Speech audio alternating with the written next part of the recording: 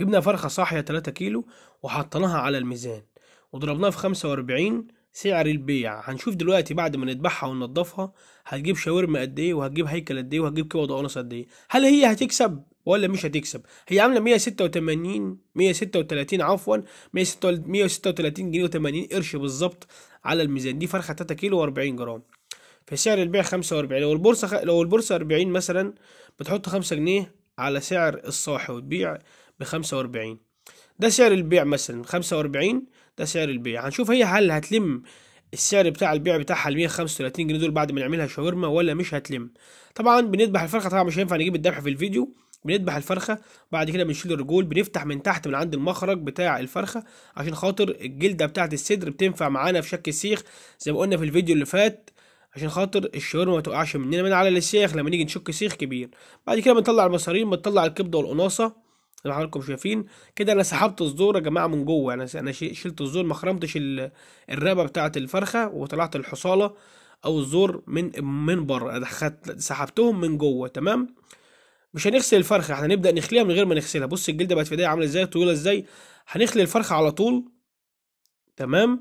مش هنغسلها، مش عشان ما نحطهاش في ميه خالص ولا تاخد اي ندعه ميه خالص كده. بعد الذبيحه على طول نخليها شاورما زي ما حضراتكم شايفين كده. دلوقتي احنا في مرحله الشاورما اهو، بنخلي الشاورما زي ما حضراتكم شايفين. واحنا قلنا كذا طريقه قبل كده في خلي الشاورما، بس ولكن انا حبيت ان انا اعمل فرخه 3 كيلو تكون صاحيه على الميزان بالاسعار بكل حاجه، نشوف هل هي هتلم ال 136 جنيه بتوعها ولا لا، وهل الشاورما يا جماعه فيها مكسب ولا ما فيهاش مكسب. يعني هل الشاورما فيها مكسب ولا ما فيهاش مكسب. بالنسبه لو انت بتطلع كميات كبيره 100 كيلو 200 كيلو الكلام ده كله، ان شاء الله هتبدا تقدر ان هي هتبدا تفهم وتبدا تنفذ. ولكن اهم حاجه في الشاورما يا جماعه الصنايعي اللي بيخلي يكون كويس جدا عشان خاطر يقدر يوفر لصاحب المحل في اللحمه، ما يهدرش في العظم ويطلع عظم يكون فيه لحم، ولا يسيب قراقيش في الشاورما عشان خاطر الناس بتاعت المطاعم ما تشتكيش من العظم اللي في الشاورما او القراقيش او الحاجات اللي بتيجي هي بعد ما يسوي الشاورما بتيجي في بق الزبون. ولكن احنا دلوقتي بنخلي الفرخ اهوت. في فيديوهات تانية كتير خلي، مش هنشرح طريقة الخلي، يعني هنتكلم في موضوع تاني على ما نخلص خلي. دلوقتي لازم الشاورما ما يكونش فيها عظم نهائي خالص ولا قراقيش، لان الشاورما لما بتنزل على السيخ العظم ده ما بيستويش، بيفضل في الشاورما، ولما يجي الزبون ياكل الشاورما العظم ده بيجي في بقه، وده بيكون غلط. تمام. دلوقتي احنا خليناها شاورما اهو. هنكتب سعر الشاورما اللي هنبيع بيها، وهنكتب سعر الكبد والقوانص، وهنكتب سعر الهيكل. دي فرخة على الشاورما. لو حد عاوز اي حسبة تانية معينة على اي حاجة سواء البانيه او الوراك او الصندوق او الكلام ده كله، نقدر ان شاء الله نعمله فيديوهات تانية كتير عشان ما نطولش في مدة الفيديو، ولكن نخلي الفيديو خفيف كده 5 دقايق. ده شكل الهيكل بعد ما طلع. طبعا ما فيهوش اي حاجة الحمد لله، هيكل 100 100. وهنخلي الجناح كمان، وفي فرق بين لو بتسلم الشاورما بجناح او بتسلم الشاورما من غير جناح. تمام. ده بيفرق معاك. طبعا احنا كده خلينا الجناحين اهوت، يعني كده الجناح التاني، وبعد كده بنخلع عظمة الوراك زي ما حضراتكم شايفين. ده الجناح اهو.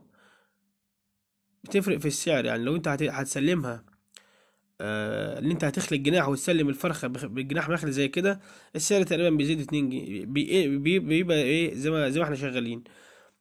تمام. لو انت هتشيل الجناح السعر بيزيد 2 جنيه عن ام جناح. يعني لو انت هتشيل الجناح خالص مش هتخليه، سعر الشاورما بيزيد 2 جنيه، لان الجناح طبعا ده بيرفع معاك في سعر الشاورما بتاعتك. تمام كده. احنا في الورك التاني اهوت. واهم حاجه ان انت وانت بتخلي الورك ده ما تجيبش فيه عظمه من بتاعه المفصل، عشان خاطر ما تيجي تشيلها بعدين هتدمر الورك وهتهلك كتير. بص زي ما حضراتكم شايفين بتزقه بالراحه كده اهوت. ادي زي ما حضراتكم شايفين الورك نضيف، ما فيهوش اي حاجه ولا فيه اي قراقيش، زي ما حضراتكم شايفين كده اهوت. ايوه بتبقى بنفس الشكل ده. دي الشاورما. وانصح بالفرخه الكبيره اللي هي تكون وزنها فوق ال3 كيلو كمان لو في. دي فرخه يا جماعه حطيناها في طبق وحطيناها على الميزان. هنشوف دلوقتي السعر اللي هنبيع بيه. ده السعر 86 جنيه، عامله 151، جايبه 2 كيلو الا ربع شاورما. تمام. تمام. دلوقتي ليه بيبيع ب 86؟ الشاورما مثلا لو البورصه 40 جنيه، لان انت بتتعامل بسعر البورصه. لو البورصه 40 جنيه، بتضرب البورصه مثلا في 2.2 هيديك 86 او 87 جنيه. لو مش عاوز مثلا بتضرب البورصه في 2 وتحط 6 جنيه على الكيلو، تحط 6 جنيه على سعر الكيلو مثلا. يعني البورصة مثلا دلوقتي لو 40، بتضرب ال40 دي في 2، يعني بيديك 80، وتحط 6 جنيه على ال80 دول وتبيع. تمام، 86 جنيه. الكبدة أونس بتبقى 40، الكبدة أونس بتبقى 40.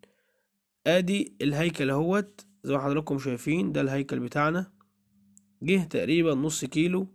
لو هنبيع الهيكل دي ب7 جنيه بس، الهيكل ده يعمل كام؟ ادي 4 جنيه ولا حاجة، والكبدة الوناصة بتعمل 6 جنيه، يبقى كده 10، وعندك 151. يبقى زادت فرق ما بين الصاحي والمدبوح 25 جنيه. الهيكل عامل 4، والكبدة